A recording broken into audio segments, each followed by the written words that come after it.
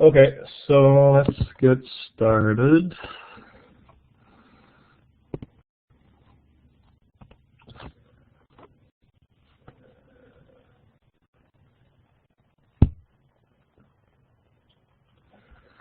So let me start with announcement.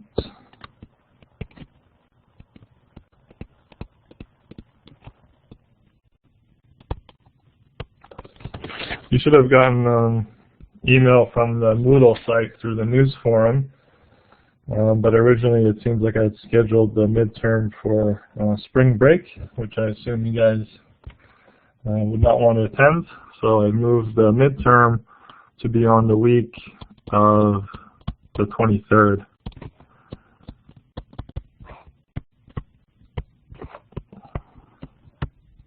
Oops.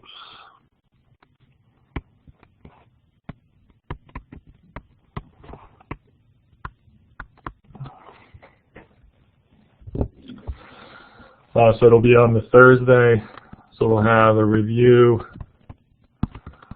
on Tuesday and exam on Thursday.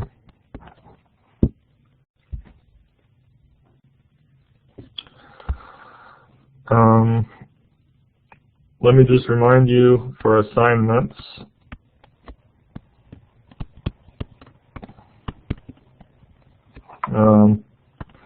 please submit as PDFs. That way it's easier for us to print and mark it. And try to make write legibly.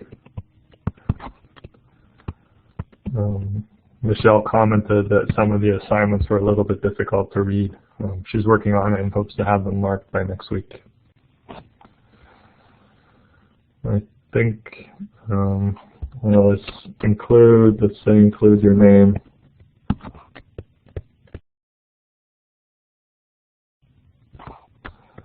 And the file name when you scan the assignment and save it. If you have like issues with scanning or whatever, I know at USD, and I'm sure it's true at the other schools, the department office will usually have a fancy scanner, right? Where you can just throw a stack in, and they'll scan it really quickly and email it to you. That's typically the most efficient way to scan something. Okay, any questions about that?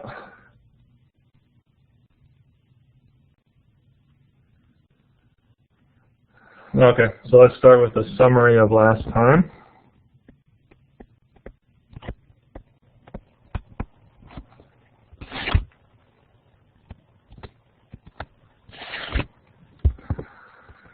So last time we found the stationary values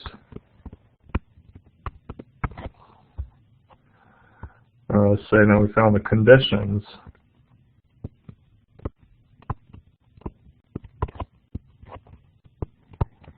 on a function to have a stationary value of an integral.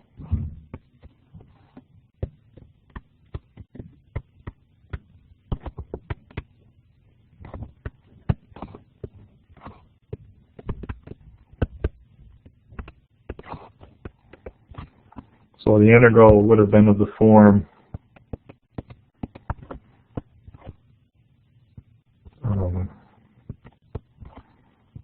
so it would be a definite integral from, say, xa to xb. The integrand would be some function L that could depend on y of x, y prime of x, and x, and the integral is over dx.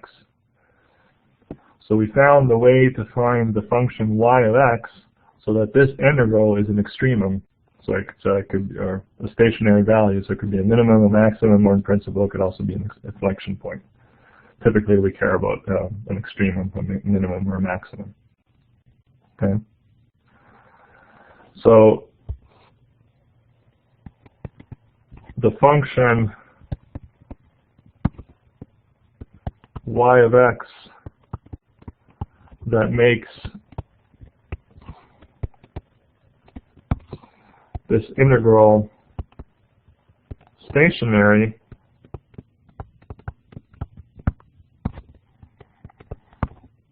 is found by solving a differential equation.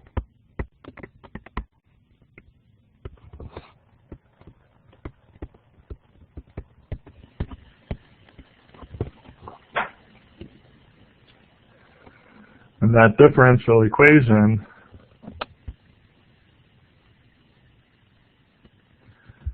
is the Euler-Lagrange equation, and it says that d by dx of di L by di y primed minus di L by di y equals to 0. That's a very important equation, and you will definitely know it by heart in a couple of weeks.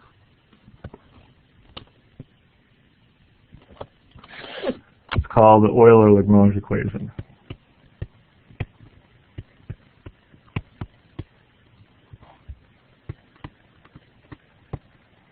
And it's a differential equation for y of x. Okay, sometimes it's called the Euler equation in calculus and the Euler-Lagrange equation when referred to mechanics. So you might hear it referred to as simply the Euler-Lagrange, and especially by your mathematician friends. Okay. So we also saw that if L depends on multiple functions,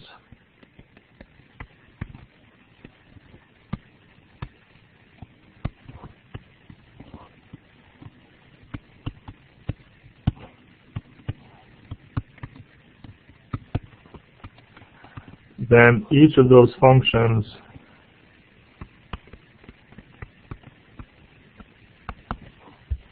satisfies the Euler-Lagrange equation.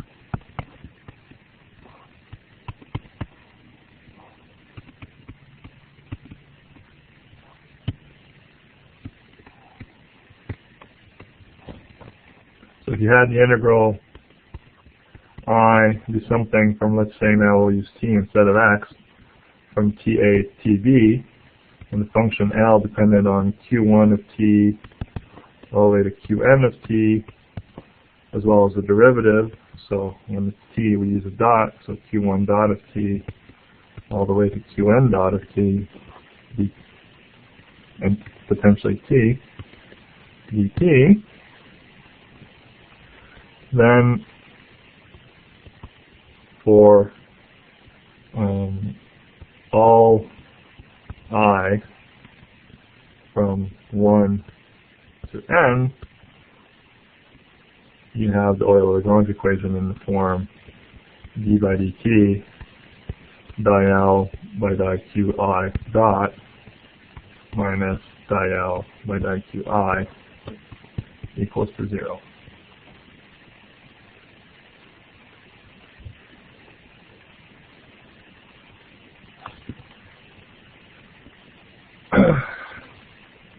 We also saw that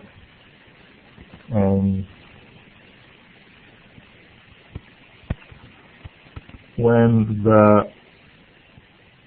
qi are constrained,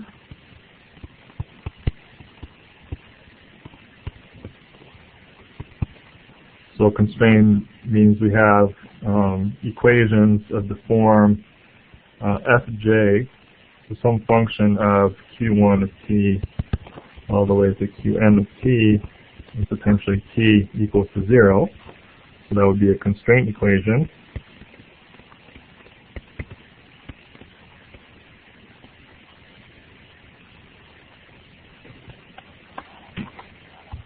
Then the Euler-Lagrange equation is replaced.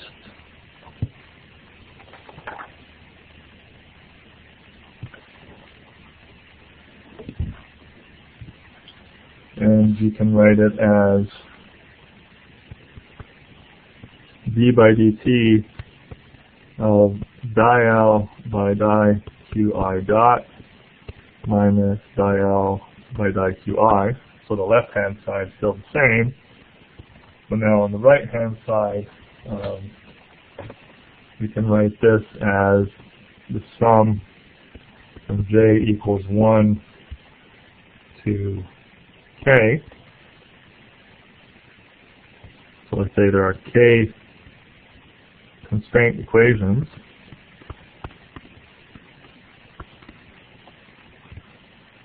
then instead of equaling to 0, it's equal to the sum of lambda j di fj by di qi.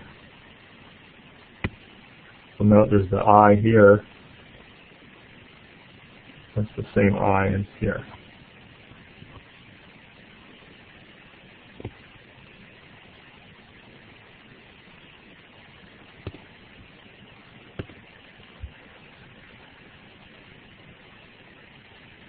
Okay, and these lambda j's are what we call Lagrange multipliers.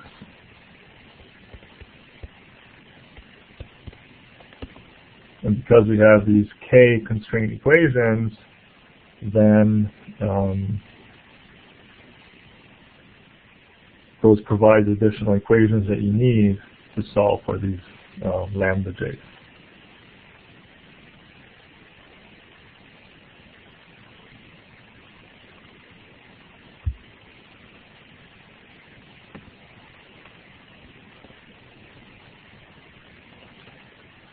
We also found a special case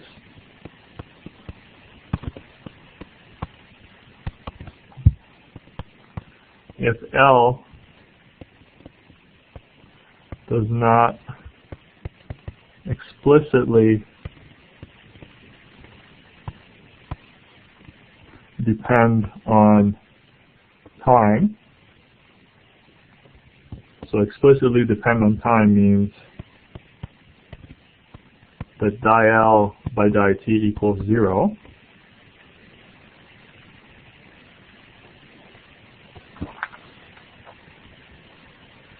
We found there was a simplification. Instead of EL equations, instead of the Euler-Lagrange equation, you can use a more simple version. So the Euler-Lagrange equation, of course, is still always true. So mathematically, it may be more convenient to use a simple version. And that version is the sum from I equals 1 to n, the number of degrees of freedom, of qi dot di L by di qi dot, that sum minus L is equal to a constant.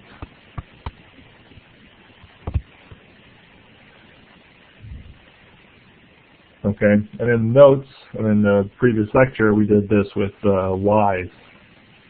With this, I just wrote it here with t's and q's instead of y's and x's.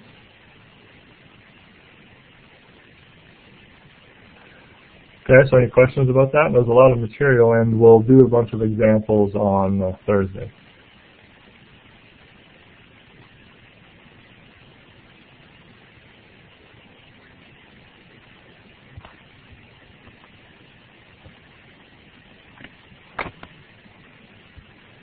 Okay, so if there's no questions,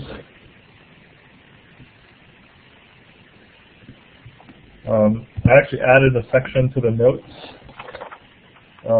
online, one last quick paragraph on the calculus of variations.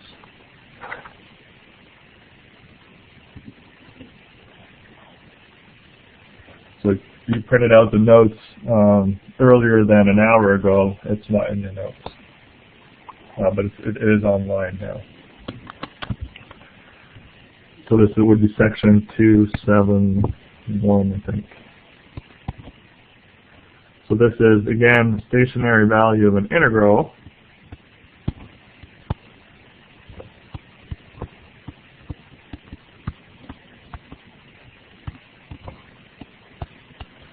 When the constraints are given by an integral.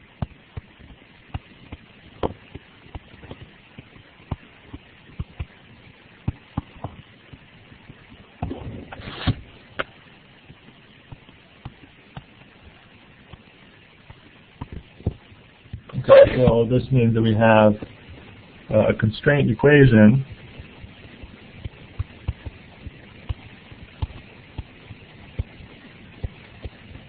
with something like the integral from TA to TB of f of Q1, Qn, essentially T, dt equals some number. So that's instead of what we did previously of saying that the function itself equals 0. Okay? So there could be an auxiliary condition that's of this form, that's an integral. For example, when you think of the Briquesto-Crone problem, that's where you have a wire that goes from one point to another point, and you ask what's the shape of the wire that makes the bead go from the top point to the bottom point in the shortest amount of time. So the unconstrained version of the problem is you have an infinite amount of wire and you spin it in the most optimal shape. But what if you have a fixed length of wire and you have a constraint, and the constraint on the length of the wire is in the form of an integral? Right? It's the integral of ds, the sum of all the little pieces of wire. It must equal a fixed length. That's an exact example of where the constraint is in the form of an integral rather than an equation between the points. So it turns out it's actually quite easy to accommodate that. So if you consider the variation of the constraint equation,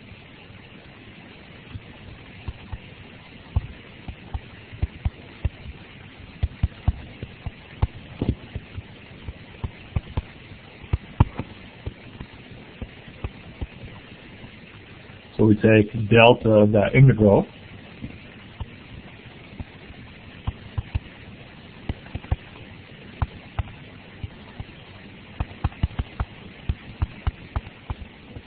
and so when I write this, I always mean that the q's are functions of t.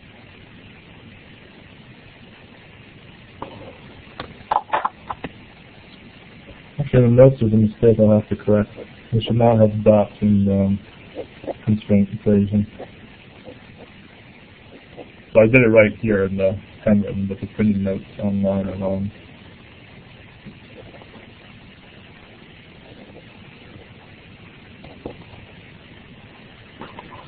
So if I take the variation of that, applying the chain rule, remember I can bring the delta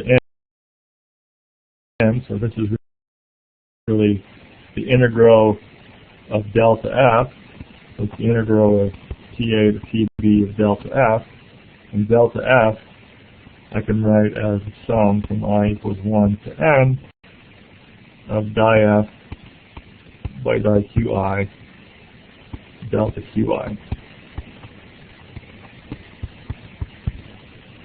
I forgot to do T the first time around.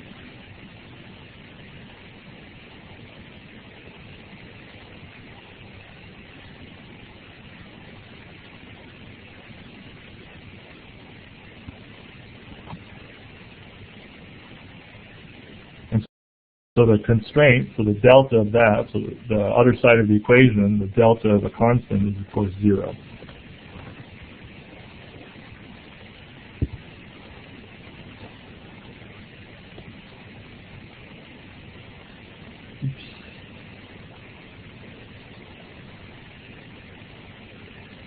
So the variation of the constraint equation, I mean the constraint equation is an integral, so the variation of that is 0. So I can add, lambda times 0 to 0 for the Lagrange multipliers that we can write delta of our integral, the one that we want to find the stationary value of, so delta of L, which depends on Q1 to Qn, Q1 dot to Qn dot, and T dt, plus lambda delta of our constraint equation,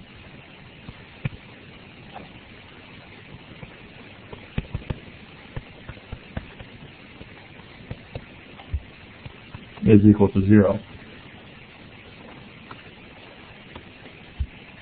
And what this means is we can build a new function, L bar, where L bar is given by L plus lambda F,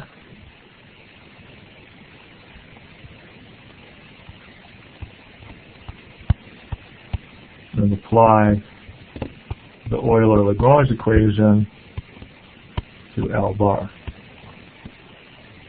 So that means that d by dt of di L bar by di qi dot minus di L bar by di qi equals to 0.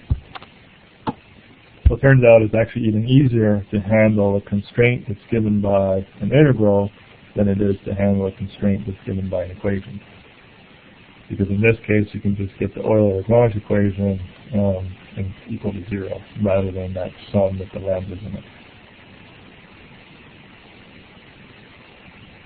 Okay? So there's a couple typos in the notes on this section that I have to fix. But if you've already looked at it, F should not have any Q dots in it. So what I did here is correct.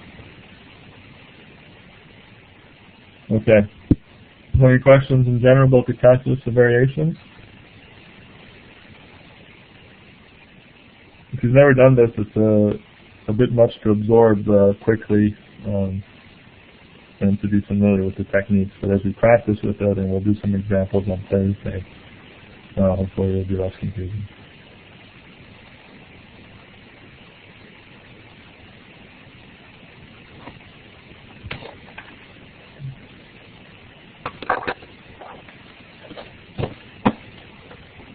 Alright, so I'm going to start a new page here. So now it's going to be chapter 3.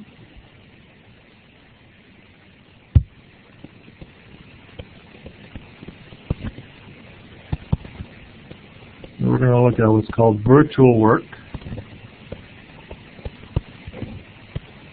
and D'Alembert principle.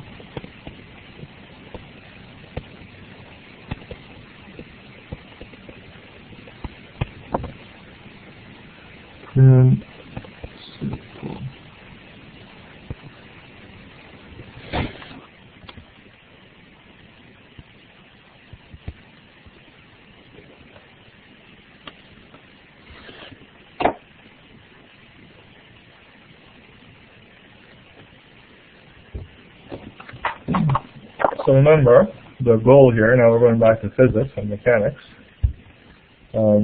the goal is to develop a method that is different than the vectorial approach of, say, Newton's second law. So we want to be able to do things with scalars instead of vectors. So we're going to build up towards that. And so one of the things that we're going to see here in this notion of virtual work is that we're first going to develop a formalism that allows us to ignore annoying forces. So annoying forces, I mean what we'll call later forces of constraint or internal forces. We want to develop a system or a formalism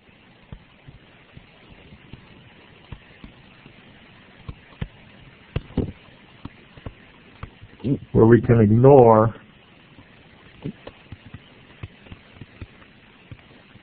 what we'll call internal forces.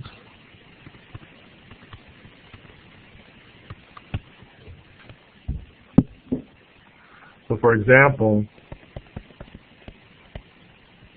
if we use our trusty dumbbell, alright, in principle, to study the motion of this thing using Newton's second law, you would need to draw, a free body diagram, and there could be other forces, but you'll have to include these what we call internal forces,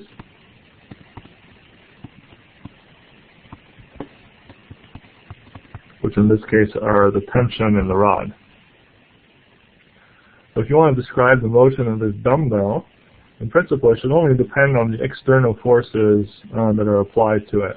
So if you consider this as a system of three objects, two masses and a massless rod, then you have to include all the forces, including these internal forces, even though you have a feel that ultimately the motion is not going to depend on the internal forces. But formally, it's not possible to do that using Newton's second law, because every time you have to write the sum of the forces, you have to include these. Okay. So with Newton's second law,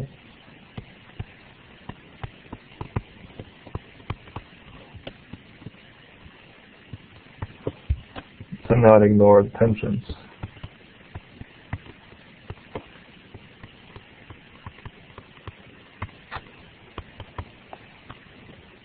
So we're going to develop a formalism where we can.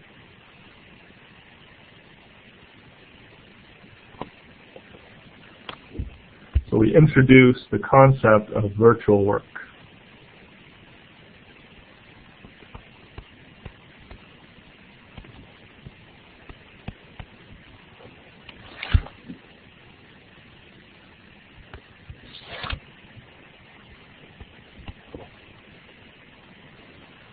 So let's call the virtual work delta W, and let's call it Wi. The virtual work, which is a scalar, is given by the scalar product of some force vector, Fi, dotted with delta Ri vector. Okay? So Fi is a force. Delta Wi is the virtual work of that force.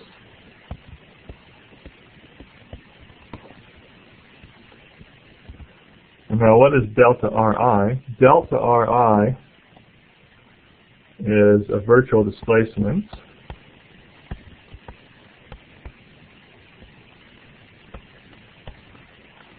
So let me expand on that a little bit more.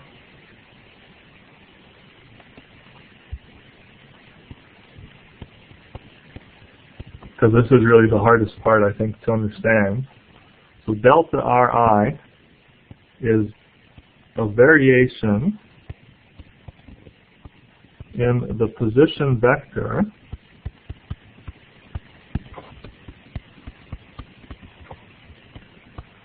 where Fi is applied.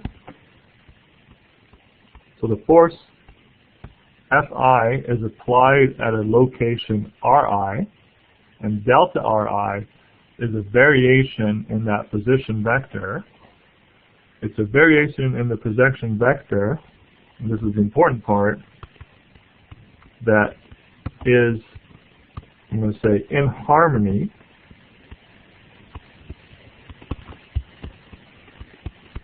with kinematic constraints.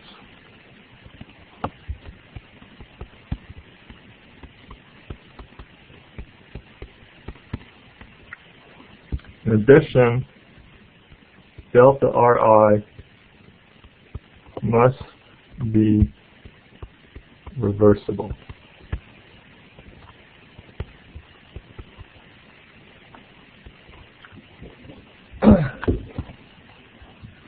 So what does that mean? So remember, when we're considering a system, we talked about variations or virtual displacements as being displacements that are without the passage of time. So in that sense, they're unphysical, because if you let the system evolve in time, Ri could be the position of some particle. That particle may move in a certain direction that is not the one you're using for your delta Ri. So a virtual displacement is a different displacement than the one that would occur if you let the system evolve in time.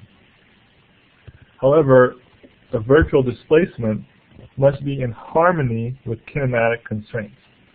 So that means that the displacement cannot violate some constraint. So for example, if you have a constraint of the two masses on the dumbbell, maybe the dumbbell is falling with gravity.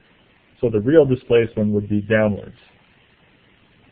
A virtual displacement that is in harmony with the constraint is moving the two masses together without deforming the rod in any direction. So you can move both masses up, and that's not consistent with the equations of motion, but it's consistent with what we call the kinematic constraints. So what would be inconsistent with the kinematic constraints is if you move the two masses away from each other. Then you're violating the constraint that the two masses must be a certain distance from each other. Or let's say you have a block sliding down an incline. An allowable virtual displacement that's in harmony with the constraints would be to slide the block upwards. You're not violating the fact that the block cannot go through the incline or the ramp. But you are moving the block virtually, because that's not the way it would move if you let gravity act. Okay, so that's the difference. So a virtual displacement is like somewhat unphysical because it's not the way the system would evolve with time. So it's a displacement without the passage of time, but it's not so unphysical that you start deforming objects. Okay, is that a clear explanation? So a reversible displacement, so in addition, it must be, for it to be reversible, it must be allowed that if you can displace it one way, you can also displace it the other way.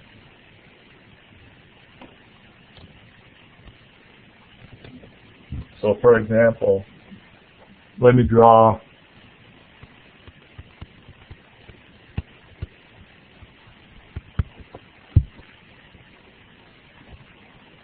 a ramp with a block on it.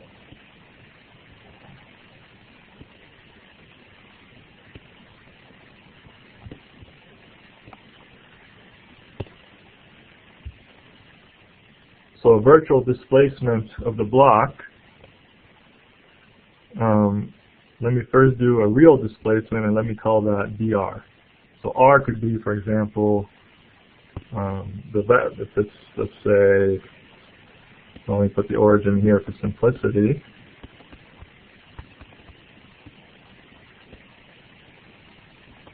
And this is the position of the block r. So if I go downwards, that could be dr, that could be the true displacement.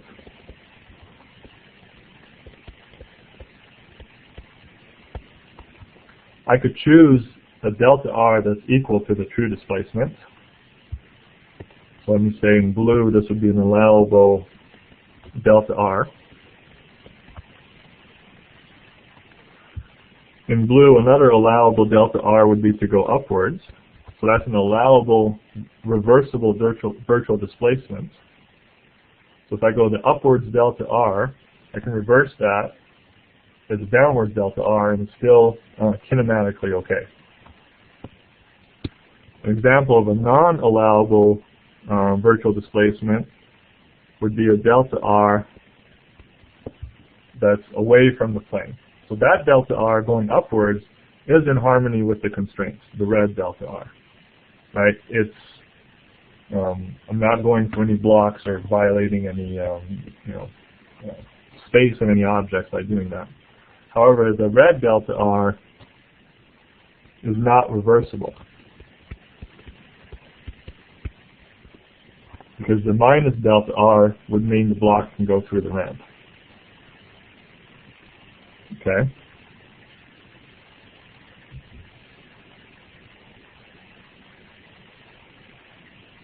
So what that means is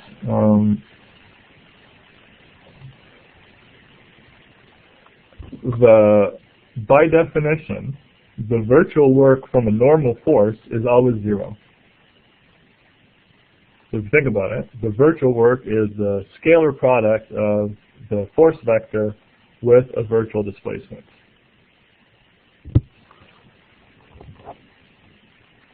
Now, the normal force is always going to be perpendicular to a surface. That's what the normal force is. So if I take the scalar product, there's necessarily going to be a component for the scalar product to not be zero. I have to take a component for the virtual displacement that is parallel to the force. Like the scalar product of two perpendicular vectors is zero. If I take the scalar product of F with a component that's perpendicular or that's parallel to the force, delta R, then I'm using basically the red delta R, and that's not a reversible displacement. So automatically, the virtual work of a normal force is zero. All right, and we'll do some examples where you'll see what these virtual works are. But you can sort of see now the concept is good because that means essentially if we can build a physics that's based on virtual work, then we don't need to consider normal forces because by definition their virtual work will always be zero. All right, so you can see it sort of goes in the right direction.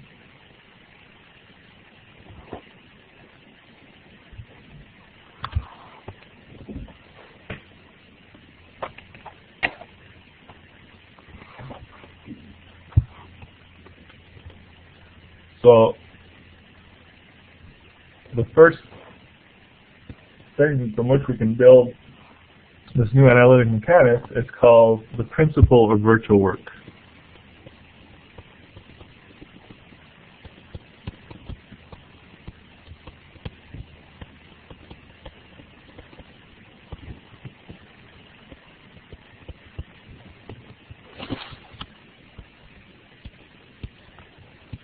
I will sometimes abbreviate that PVW. Okay? So the principle of virtual work states that for static equilibrium,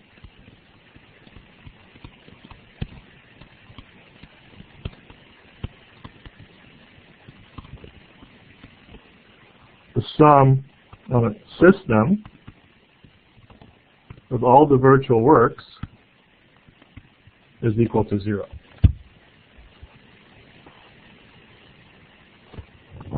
So you compare that with the sum of the forces equals to zero. So we're kind of following the same strategy as you did first year physics, where we do statics and then we do kinematics. All right.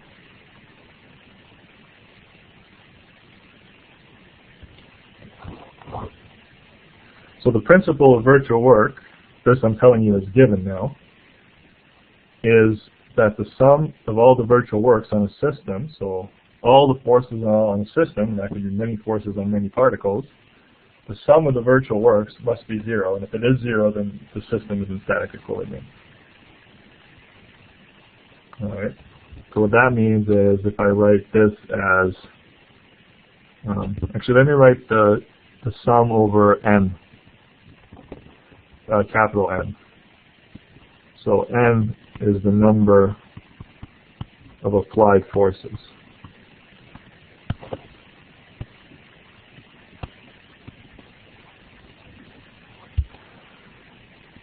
As opposed to lowercase n, which we've reserved for the number of degrees of freedom.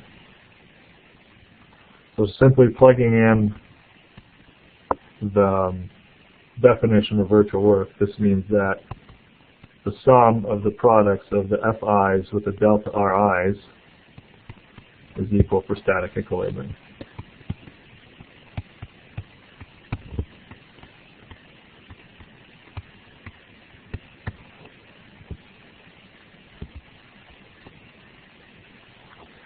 So let's divide this into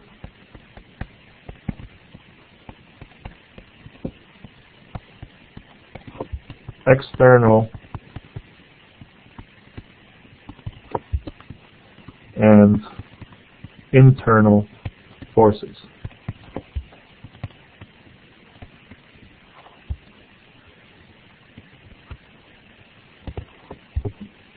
so our sum of the virtual works is the sum of the external forces dotted with their corresponding virtual displacements plus the sum of the internal forces dotted with their internal virtual displacements. Alright, so I've labeled the S as external and internal forces.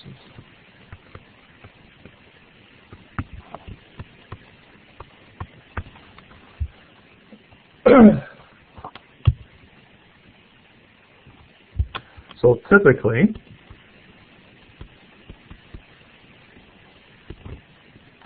internal forces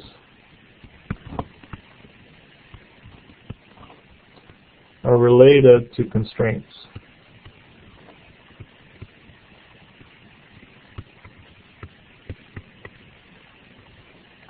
For example,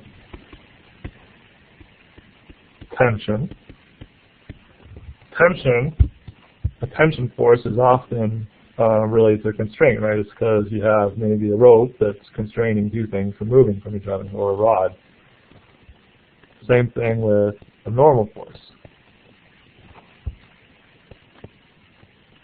Normal force is a constraint that, in our previous example, the block must be constrained to move along the incline. So there is some relationship here between an internal force, so not something that you apply, and a constraint.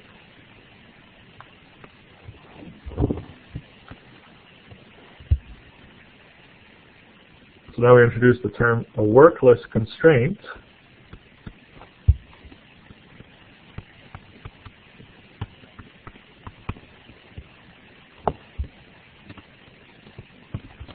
Is a constraint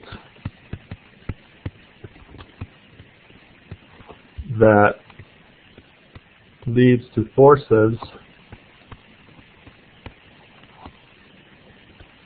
that do no virtual work.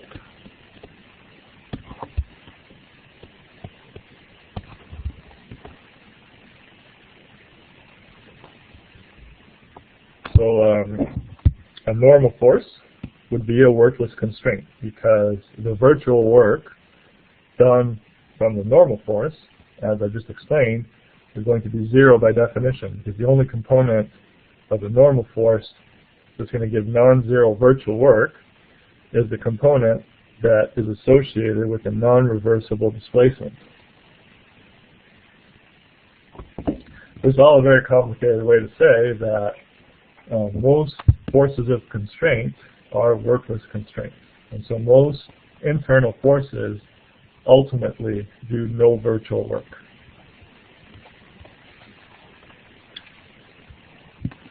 So let's explicitly do this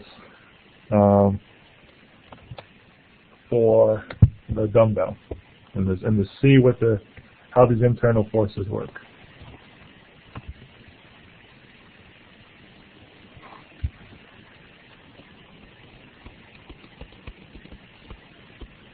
So this is example 3.1 in the notes.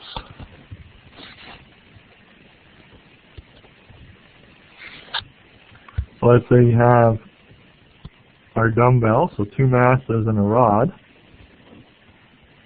And maybe you have an origin.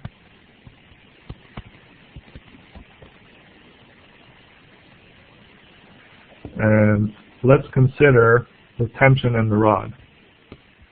So if I look at the forces on, say, what do we call this, mass 1 and mass 2, if I look at the forces from tension, I have maybe T1 on mass 1 and I have T2 on mass 2.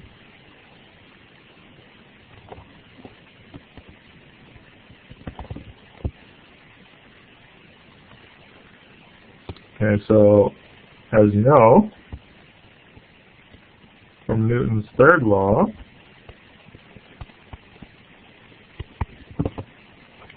I guess I forgot the little arrows. These are vectors.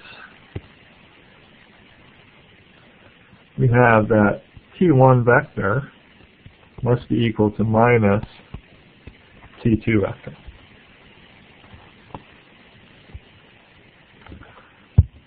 So now let's look at the delta R part of the virtual work. So these forces T1 and T2 are applied at specific points. I'll put the origin in a more convenient location here.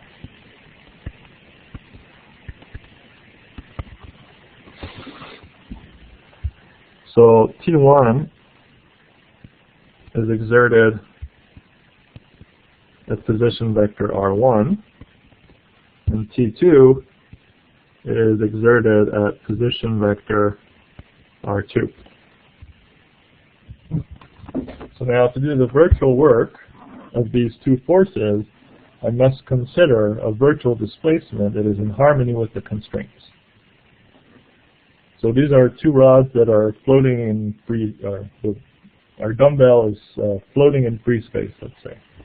So with no gravity, and it can move in any direction just fine. So let me choose a virtual displacement of mass 1 upwards.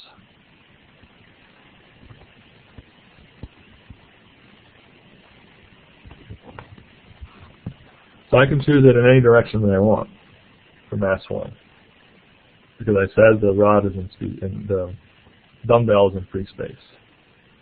Now, if I move mass 1 by a virtual displacement delta R1, then I cannot arbitrarily move mass 2 by any virtual displacement. In fact, I need to choose a delta R2 that is parallel to delta R1. And you would think maybe I could pin down mass 2 and rotate mass R1 so that delta R2 is equal to 0. And we'll see later why you actually can't do that when we do it more formally. So here, the kinematic constraint requires that delta R2 be parallel in the same direction as delta R1.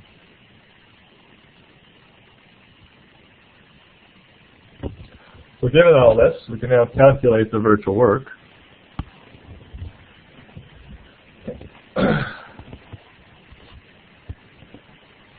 So in this case, we only have these two internal forces.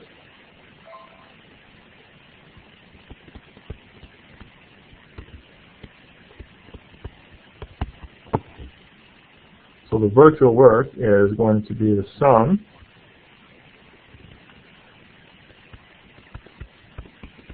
over internal forces. So in this case, J goes from 1 to 2. So that will be, the first force is T1 dotted with delta R1 plus T2 dotted with delta R2. Remember that, so we have T1 dot delta R1, but T2 is equal to minus T1, and delta R2 is equal to delta R1.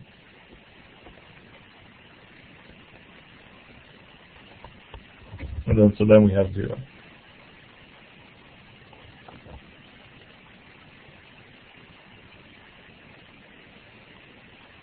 So at least in this case here, it appears that the virtual work from tension, which are internal forces, is equal to 0. Oops.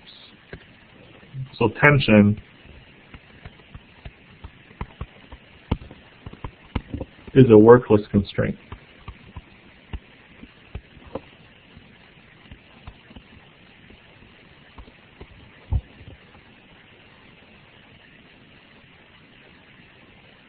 And so what that means is our principle of virtual work, we can ignore all the terms that are zero. So if we can recognize a force as not possibly being able to do any virtual work, we don't even have to worry about it. Whereas if you're doing the vectorial mechanics, you typically do. Alright. The other example,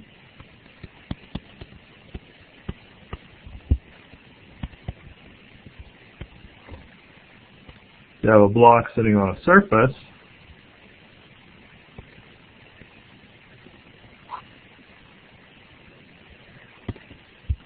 and you have a normal force,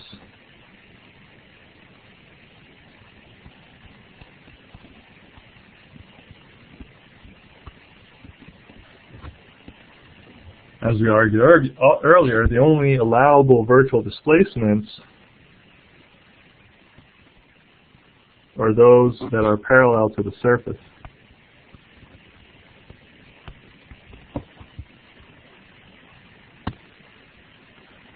And so the virtual work, which would be n dotted with delta r, must be equal to 0. Because you're not allowed to have a virtual displacement that's not reversible. So any component of delta r that's not perpendicular to n is not reversible, because it would require the block to move inside of the surface.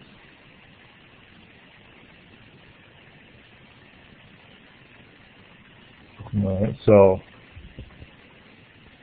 the normal force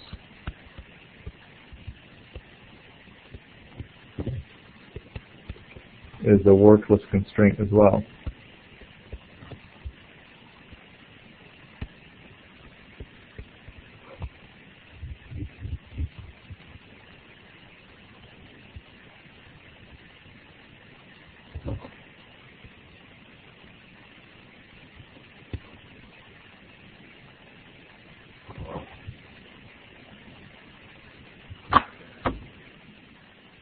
So if all the internal forces come from workless constraints, then the total virtual work is given by the external forces. So it's difficult to prove,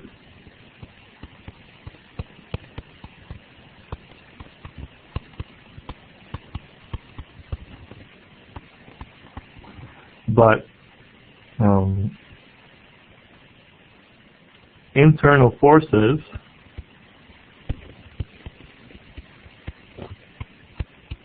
usually lead to workless constraints.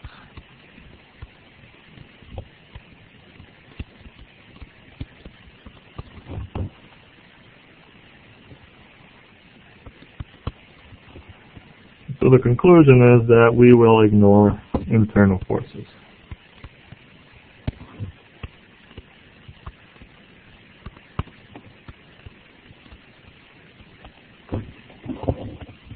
I gave you two examples, a normal force and a tension force, which is 95% of internal forces of that form, and we can ignore them.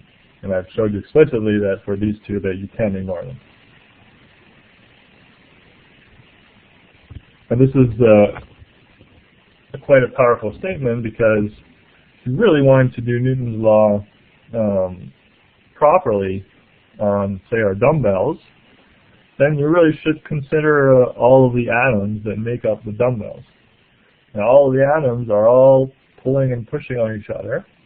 We know that the net effect is nothing that we can consider as a solid object, but if you really want to be picky, then applying Newton's second law, you can't do that. You really should consider all the forces on all the little atoms that are part of the object.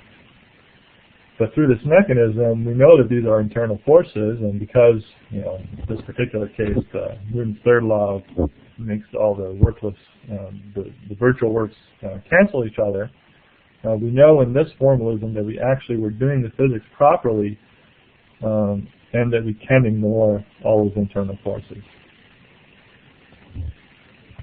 Okay? So what that means is that when we do the sum of the virtual works, we're really only going to do the sum over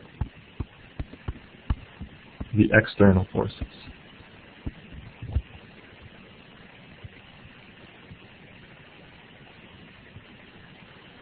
And so this is in contrast, of course, to the vectorial approach, where for statics, you do the sum of the forces, but you have to include all of the forces, including the internal forces.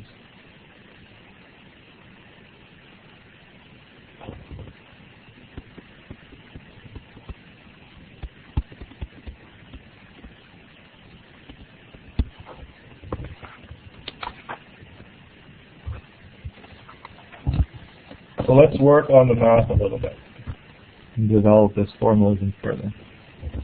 So we're going to introduce the concept of a generalized force. We already have generalized coordinates, generalized velocities. So now we'll introduce generalized force.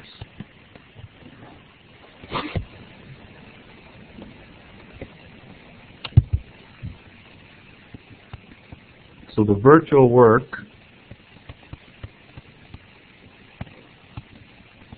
done by external forces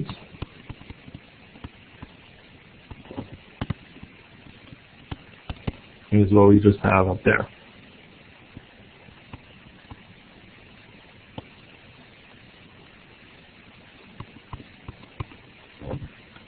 Let's be specific here and say it goes from I equals 1 to capital N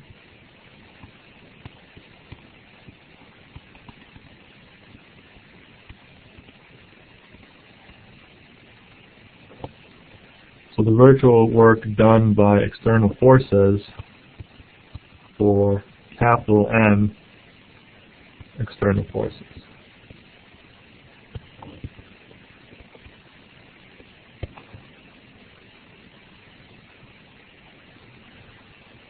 Now each force is applied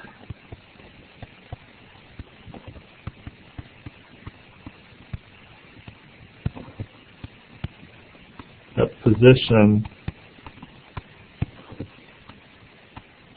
Ri. So we can use generalized coordinates because maybe there's a lot of these Ri's and we want to explain everything or describe a whole system using our generalized coordinates, our minimum number of required coordinates.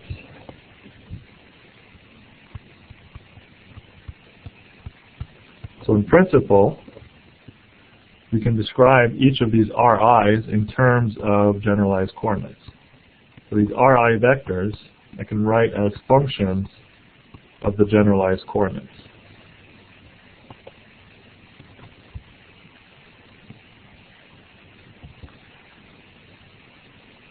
Now these vectors Ri, what really comes into play in the virtual work is the variation of them. Right? So if I use the chain rule,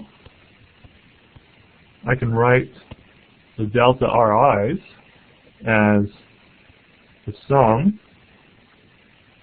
Now it's the sum over the number of generalized coordinates, right? So let's say I use different index j from 1 to lowercase n of die vector I by die qj delta qj. Right, that's just the chain rule. R depends on all of these functions q1 all the way to qn, and so the variation I have to apply the chain rule and sum over all the possible qj's.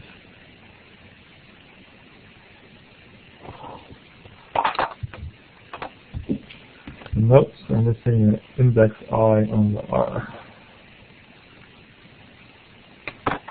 Alright, so now let's plug this into our formula for the virtual work.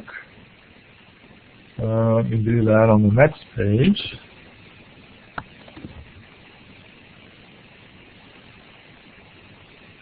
So the total virtual work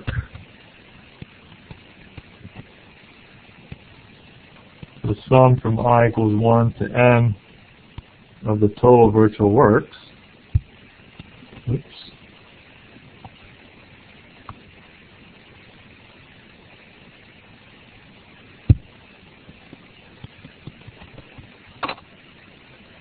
is the sum from I equals 1 to capital N of our external force vector, sub I, and that's dotted with delta Ri. Right? And so delta Ri, we just found that in terms of generalized coordinates, we can write that as the sum from j equals 1 to lowercase n, di Ri vector by di Qj, delta Qj.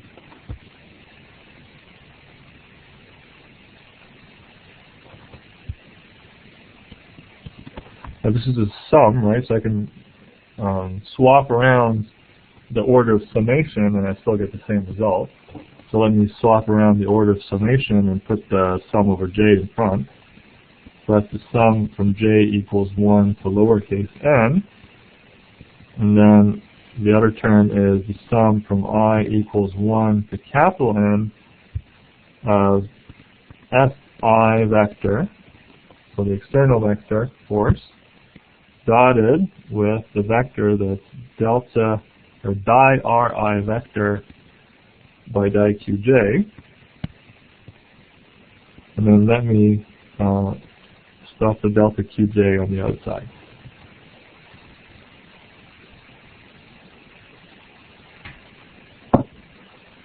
And now let me call the thing in the middle something else. So it's the sum from j equals 1 to n. And the term in parenthesis I'm going to call capital Qj.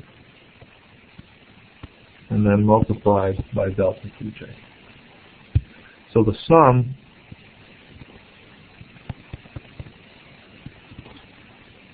of the virtual works, so the total virtual work, I can write as this new expression here. And we box that.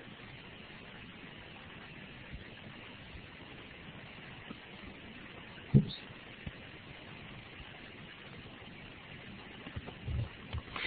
And we've introduced this capital Qj.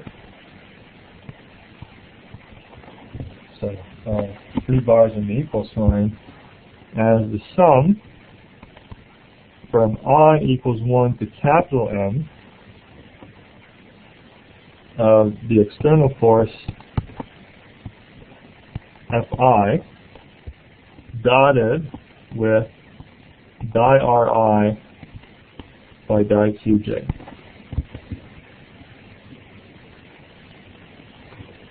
And then Qj we call the generalized force. Or to be more specific, it would be the Q component, or the J component of the generalized force.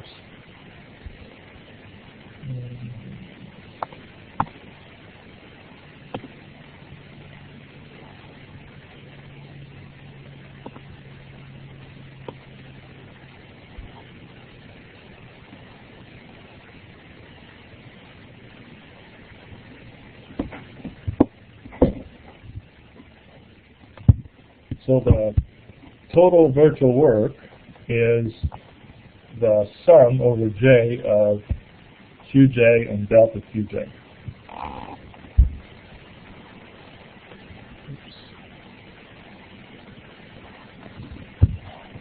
So we could almost say that the sum of all the virtual works is equal to some new vector Q dotted with some virtual displacement delta Q. So the Qj's would be the components of this new generalized force Q, and then the delta Q's would be some general displacement. So a few things to note. First of all, this capital Q, this generalized force, may not have units of force. Okay.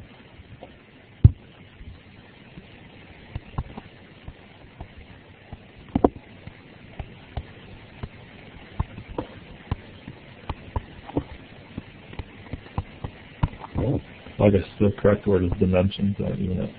May not have dimensions of force. Because if you look at the definition up here, the definition of Qj is the sum of F over di R by di Qj. But Qj could be an angle. We've already done examples of generalized coordinates or angles. And so that's going to change the units of things. And then also you're multiplying F by something, and that thing, if R and Q have different dimensions, so R is for sure going to have dimensions of length, right? R is a position vector. But Q might be an angle. So di R by di Q might still have units of length, because angles are unitless, dimensionless. Alright, so then you have F times something length, so Q now might actually have the dimensions of maybe torque. Alright, so you can think of Q as kind of like a net force from all the external forces that acts on the system. But it might not be a force in Newton's sense, it could be a torque. So like this total Q that's trying to make the system move from external forces could be a torque, so maybe it's trying to make the system rotate. And it's a little bit hard to conceptualize, obviously, what this Q could be, since it's that complicated relation of all the S dotted with some partial derivative.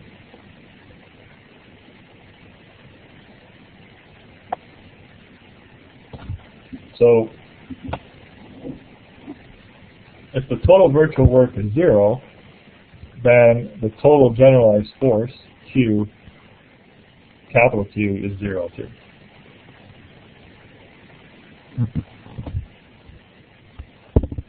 Now,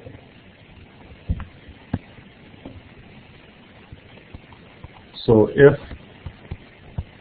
total virtual work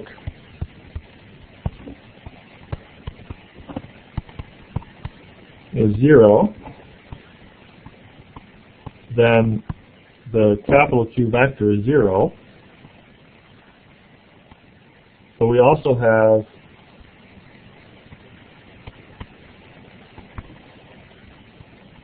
all of the components of the vector must be 0, which I guess is redundant. Well, it is redundant.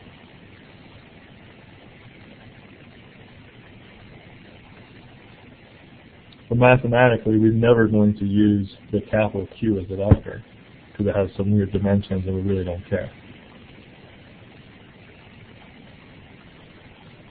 So what will be much more useful is to know that each component of the generalized force, so all of the capital Qj's, are all individually 0.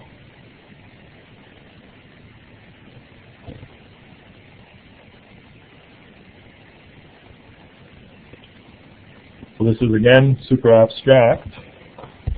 And how do you apply this to do any problems? So that's what we'll work on now. So first, let me give you a recipe for solving a problem.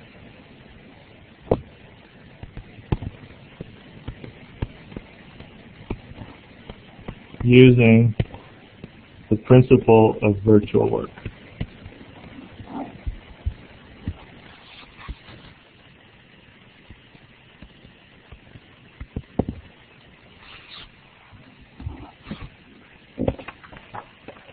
So as much as often as problem solving, I'd like to write out little recipes that are almost foolproof once you understand what the steps are. So here I'm going to write the recipe, and it's going to be even more confusing because you're still not going to know what the steps mean. But then we'll apply it a few times, and then hopefully by that it'll make sense. So step 1 is identify the number of degrees of freedom.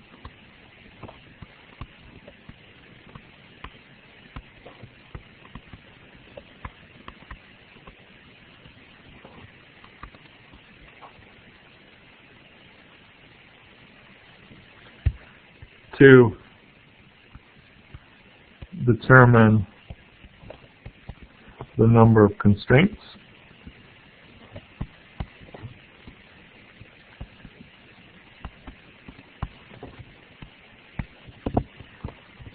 3,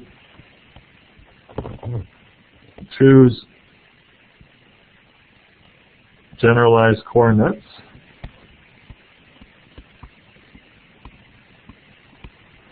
And write transformation equations.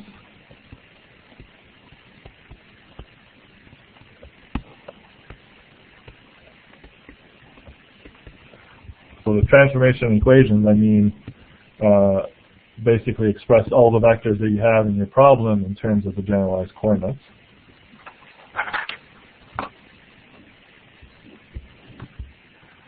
Step 4, identify forces that can perform virtual work.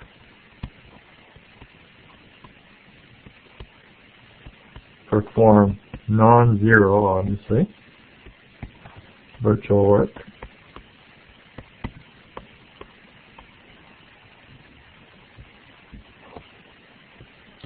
Five, write out the virtual work, or the 5, write out the virtual displacement. Virtual displacements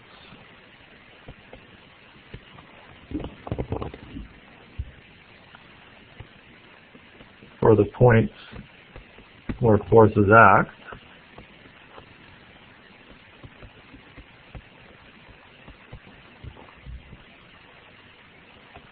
And now you have everything so that you can write out the total virtual work.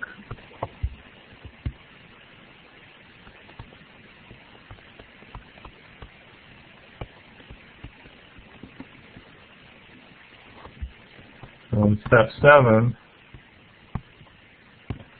set the total virtual work equal to 0.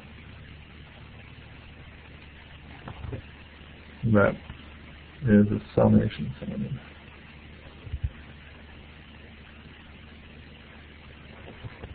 Or alternatively,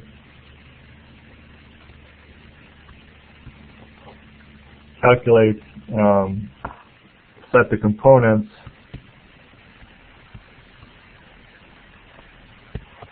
of the generalized force equal to 0.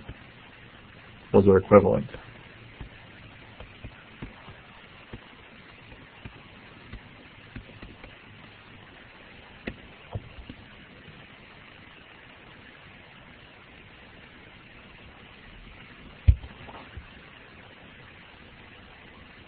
Alright.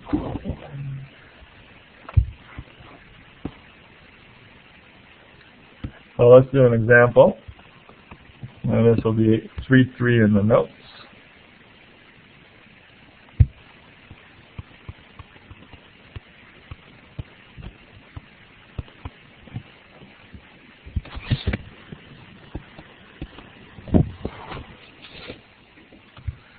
So what we have is a rod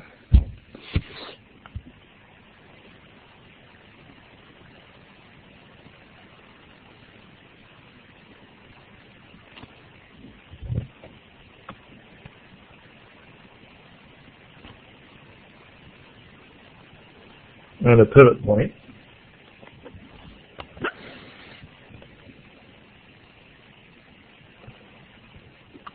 And so we have gravity going down. We have this pivot point here that holds the rod. And now we want the rod to stay in place, and so we apply an external force, F, that has to go in this direction to maintain the rod in static equilibrium. Right?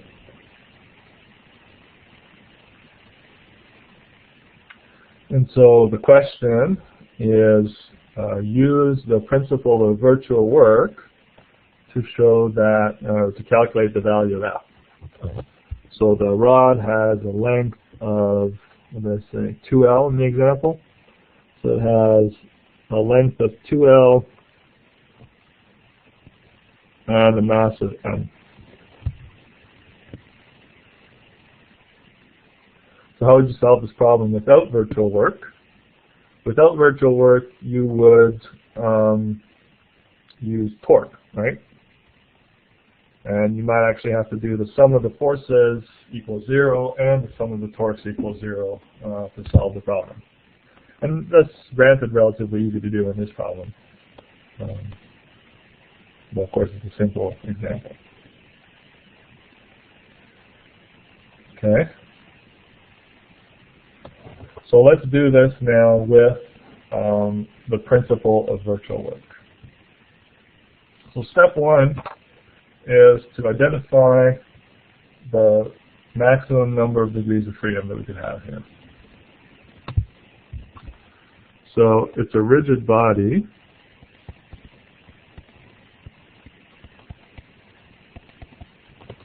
There's 6 possible degrees of freedom.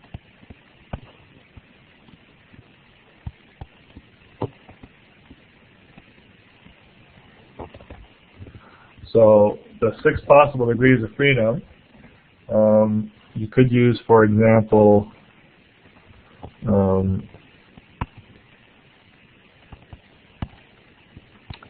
X, Y, and Z of the pivot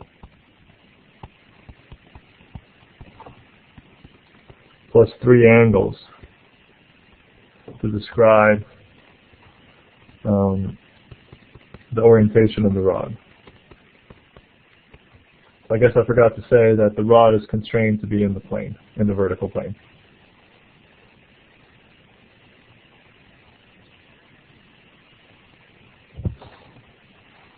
So and there's 6 possible degrees of freedom, but there's a lot of constraints here.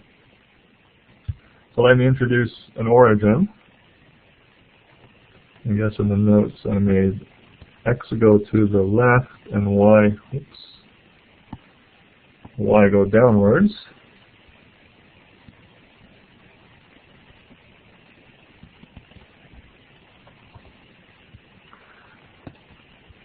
So step 2 is to identify all the constraints that we have.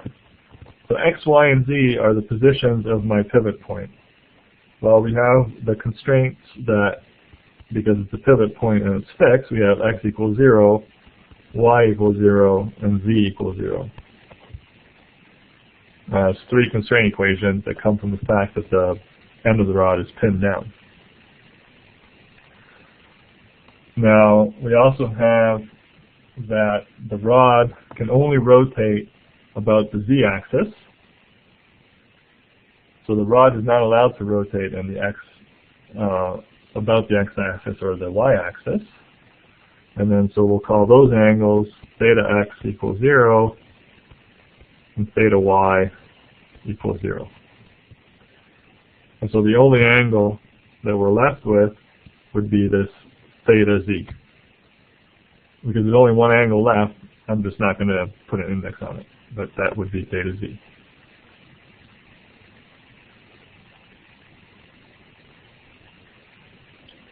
Okay, so we have 6 degrees of freedom minus 5 constraints.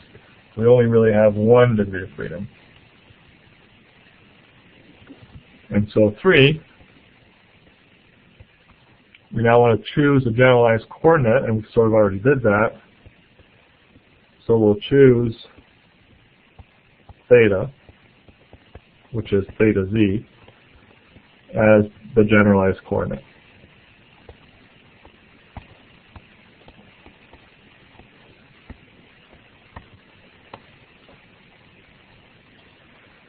Step 4 is to identify the forces on the system that can perform virtual work. So one obvious force on the system is gravity.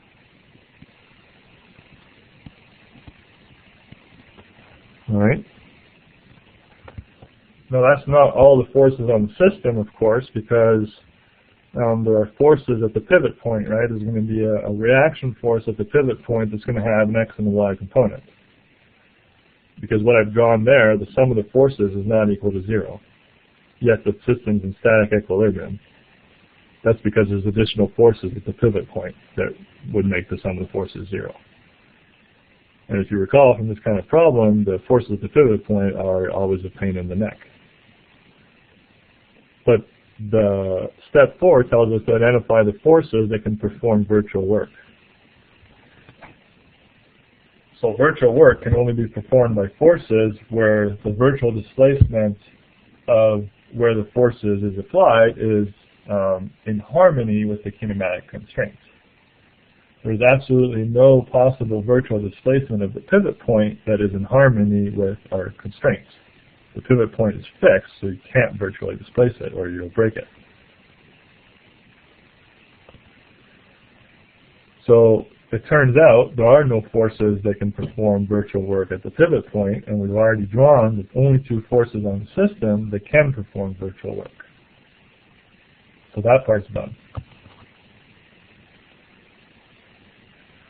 So step 4, I'm just going to write OK. So we only have mg and f that can perform virtual work. Step 5, I think, is probably the complicated part, is write out the virtual displacements at the points where the forces act in terms of the generalized coordinate.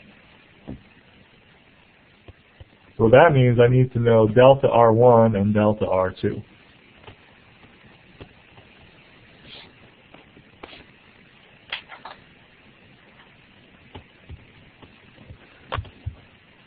So I could draw, for example, a delta R1 where mg acts, and I could draw a delta R2 where f acts. And delta R1 and delta R2 may not have the same magnitude here, right? In fact, we're given delta R1, R2 is going to move further.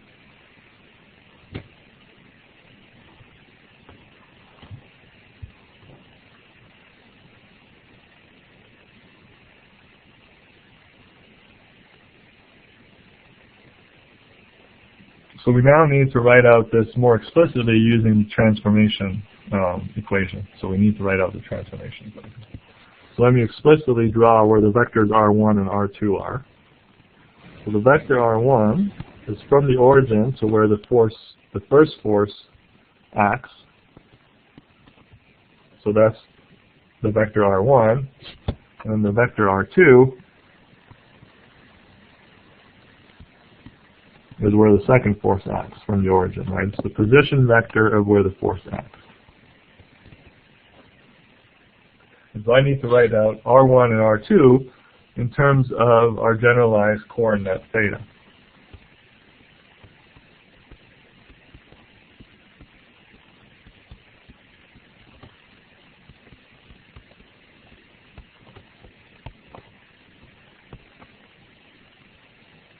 So let me write out R1 and R2. So R1 vector, in terms of our coordinate theta, so the rod has a length 2L. So the length of the vector R1 is L, right? Oh, is that wrong in the notes?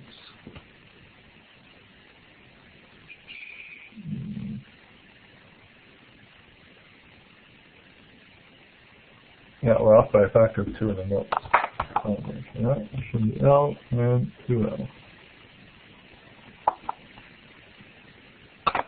So the vector R1 has a length L. The x component is going to be negative, so it's minus L cos theta.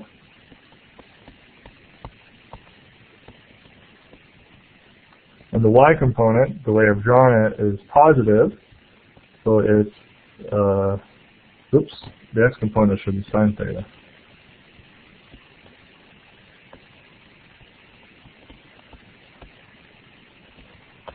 And the x component, the y component is positive the way I've drawn it, so it's cos theta y hat.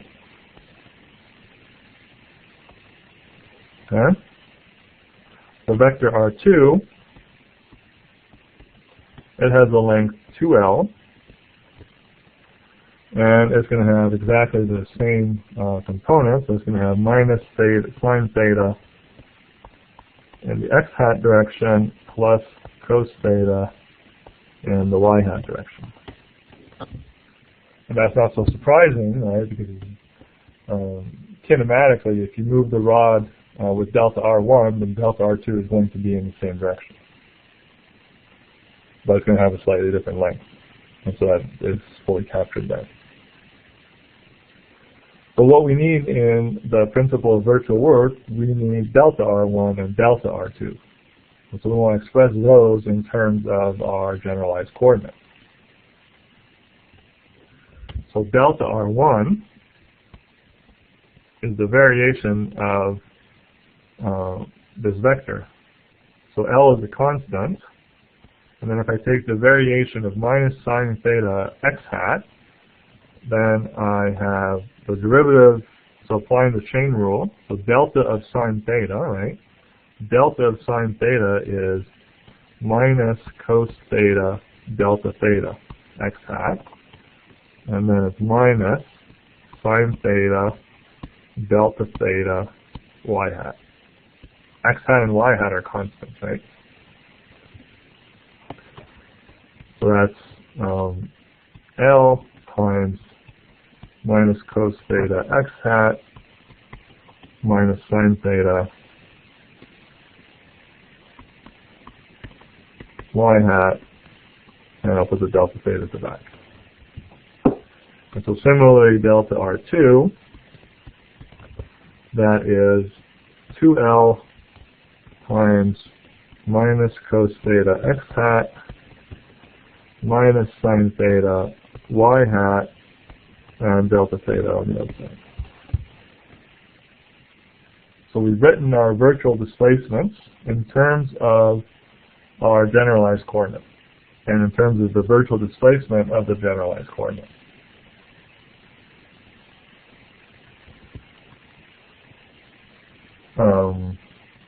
Just for completeness, let me write out that the two forces, so F1, the force that acts at R1 is mg, and it's in the positive y hat direction.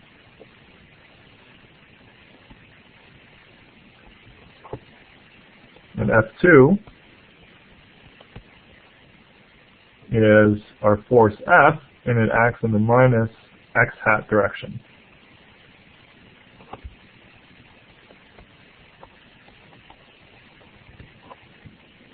So now we have everything that we need to calculate the virtual work, right? We have the F vectors, F1 and F2, and we've written them in components with x hats and y hats, and we have the delta R1s in component form. So it's trivial now to do the scalar product and summing, right?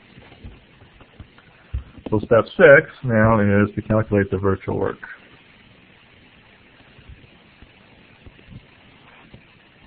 So delta W, and the sum of the delta W's is going to be F1 vector dotted with delta R1 vector plus F2 vector dotted with delta R2 vector. So F1 delta with delta R1, so F1 only has a y component, right? So if I do F1 dotted with delta R1, I only need the y component. So the scalar product of F1 and delta R1 is going to be mg L minus sine theta, delta theta. So that's minus mg L sine theta delta theta. Right. MGL sine theta delta theta. The dot product now of F2 with delta R2, since F2 is only in the x direction, I only need to do the dot product of the x components. So it's going to be minus F times 2L times minus cos theta. So it's 2FL cos theta delta theta.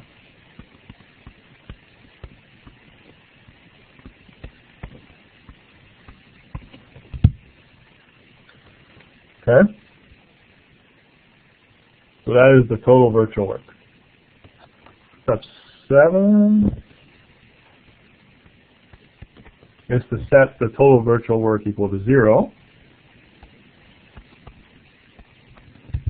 for static equilibrium. So if I set this equal to 0, I have 2FL cos theta delta theta equals MGL sine theta delta theta. So the L's and delta thetas cancel.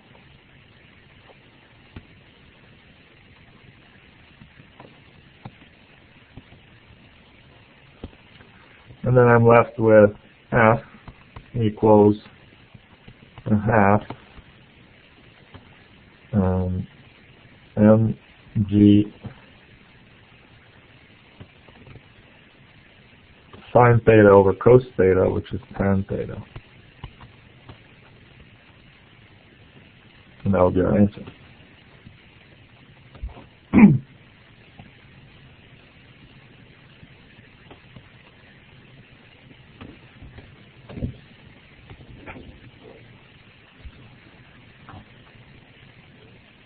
Okay, so I went really slow, so it sounds like a really complicated way of doing it, but it's actually faster than doing it with the product for sum of the forces and the sum of the torque.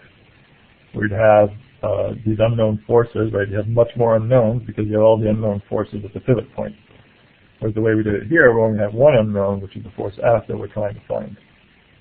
And we made these reasonable arguments about being allowed to ignore the forces at the pivot point because they do no virtual work. All right. So let's try 8. The alternative way to solve the problem was to evaluate the components of the generalized force and set them equal to 0. All right. So the problem is solved, but here's an alternate way to do it. Let's use the generalized force.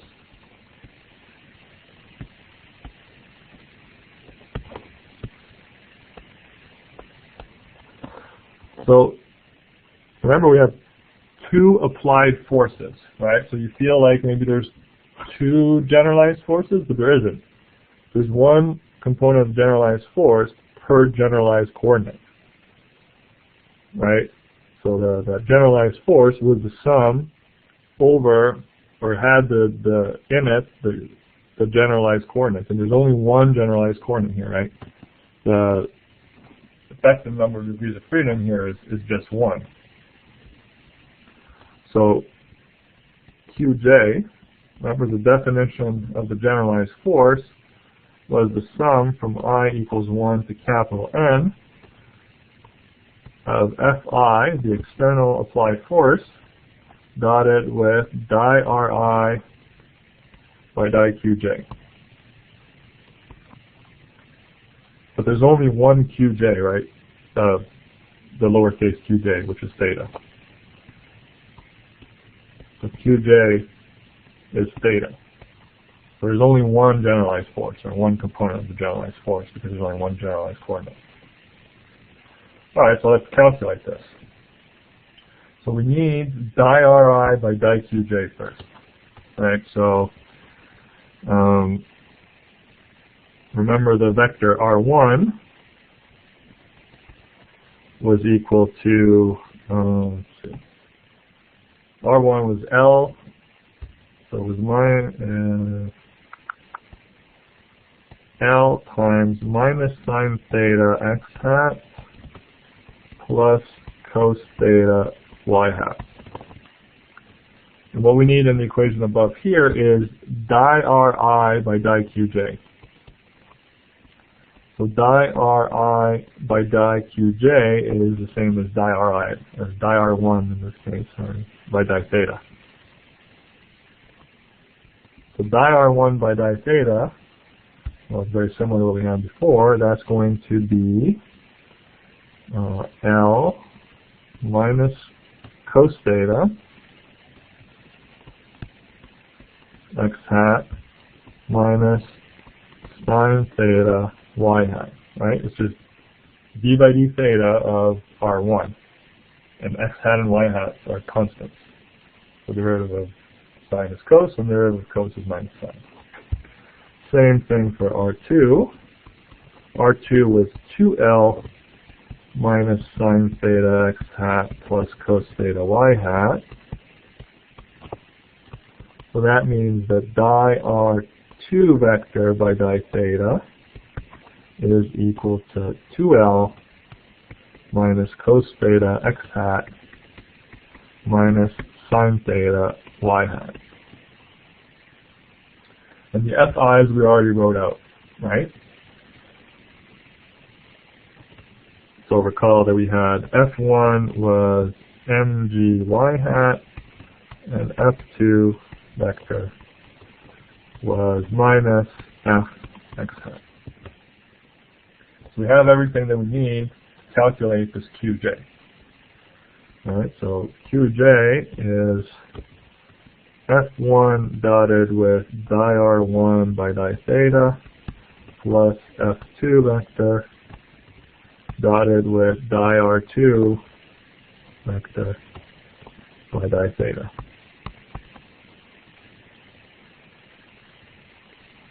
Alright, so F1 only has a y component, so F1 dotted with di R1 by di theta, I only need to care about the y component, so I have minus mg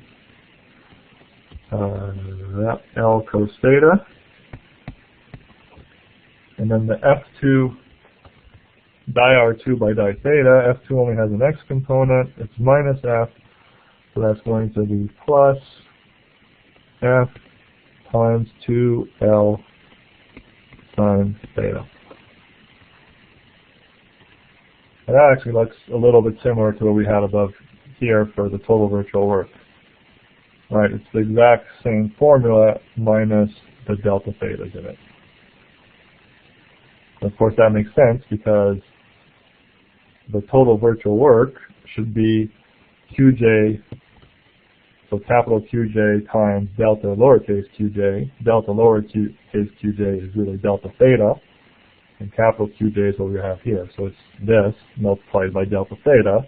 And of course, that's exactly what we have up here. So it should be so surprising then when we set this equal to 0,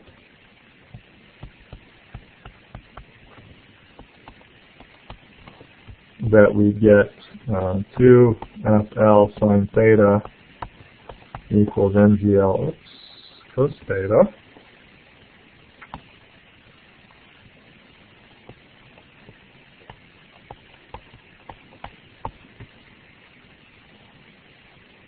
I went out of page, but that is exactly the same result as we had before. So, leave it to you to solve for F. So let's go back and look at what this Qj is here. This thing here.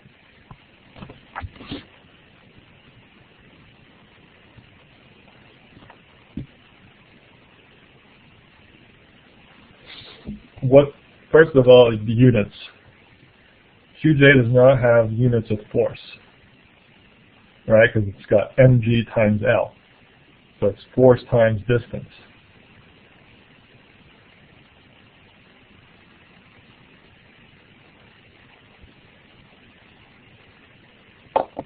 So what is Qj? Can anybody see what Qj actually is equal to? So Qj is actually the total torque on the system, right? If you go back and look at the drawing of the system, you have two forces that can create torque, mg and F, right? The forces at the pivot point don't create any torque. So if you look at the torque from F, its length is 2L, right? The length of the lever arm. Then when you take the component that's perpendicular, you end up with a sine theta. And so you have this term, 2FL sine theta, which is a torque from F. And then similarly here, you have mg with its lever arm of L, and cos theta to take the cross product between the force and the displacement. And so here you have the torque from gravity. So this Qj, this generalized force, in this particular case, works out to be the total torque on the system. And so saying that the generalized force is equal to 0, in this case, is equivalent to saying that the torque is 0.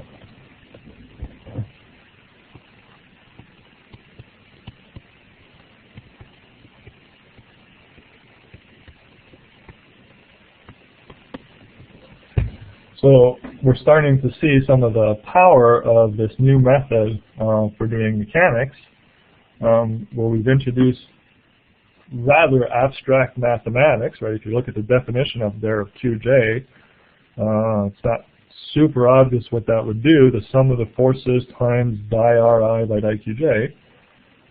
So we've abstracted away all these concepts of torques and sum of the forces to use these more powerful concepts. But we see that ultimately they reduce to things that we're familiar to, and in this particular application, this Q resulted in being the torque. Okay, so I guess that's enough for today. That was a rather long lecture. On Thursday, we'll do some problems with variational calculus, and we'll put out an assignment on that day on variational calculus. Any questions?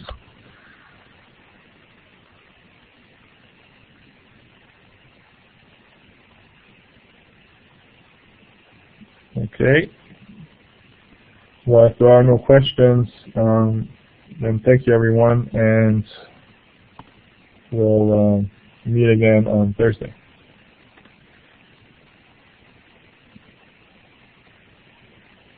Bye.